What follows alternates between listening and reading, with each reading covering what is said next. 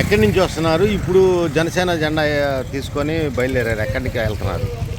మన పవన్ కళ్యాణ్ గారు అసెంబ్లీకి పోటీ చేసినప్పుడు ఓడిపోయారు అనమాట 2014. ఉమ్, 2014లో కూటమి ప్రభుత్వంలో గెలిచారు, 2019లో ఓడిపోయారు. 2024 ఎట్టయినా సరే పవన్ కళ్యాణ్ గెలవాలి, లేకపోతే సీఎం కానీ ఏదో పదవి కావాలని చెప్పేసి నేను మొక్కున్నాను అనమాట. ఉమ్, అందుకని ఈ జెండా కోసమే ఇది మీకు తెలిసే ఉంటుంది. పవన్ కళ్యాణ్ నాయకత్వం వర్తిరాలి సామాన్యుడి జెండా, ప్రజల జెండా ఇది. ఉమ్. మాది వంకాయలపాడు, ఇంకోటి మండలం, బాపట్ల జిల్లా. పొద్దున్న వెళ్ళి మరి 4 నుంచి అలా సరే ఈరోజు ఎట్టైనా ఎట్టకట్టు విజయవాడ చేరుకోవాలని ప్రయత్నిస్తున్నాను ఈరోజు.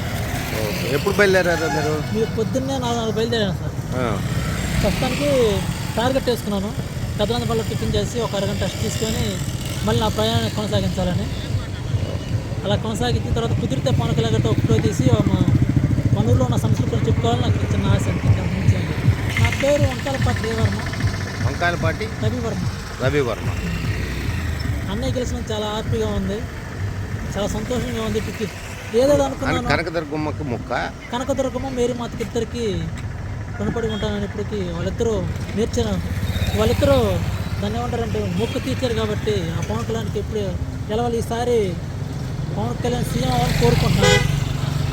కలిసి కాకుండా విడిగా పోటీ చేసి ఈసారి గెలవాలని కోరుకున్నాను. ఈ చరిత్ర ఎప్పుడు ఈ 2024 చరిత్ర సృష్టించాలన్నమాట. 21 కొట్టిన మొగళ్ళు ఎవరు లేరు. 100 రావడం మార్కులు చాలా కష్టం. అలాంటిది 21 చోట్ల గెలిచి అతను ఒక్కరు గెలవడం కాకుండా 21 మంది నుంచి పెట్టిన వాళ్ళందరూ గెలిచినందుకు చాలా సంతోషపూర్వకంగా ఉంది. అలాగే చంద్రబాబు నాయకత్వంలో డిప్యూటీ పదవి ఇచ్చినందుకు చాలా సంతోషంగా ఉంది, గర్వకారంగా ఉంది. కాకపోతే ఈసారి సీఎంగా చూడాలని చిన్న ఆశ అంతే. పవన్ కళ్యాణ్ సీఎంగా చూడాలని ఆశ, చిన్న కోరిక అంతే, అంతకుమించి చేయలేదు. ఇట్లు మీరు ఎవరు వంకాయలపాటి. Thank you. మాట్లాడావు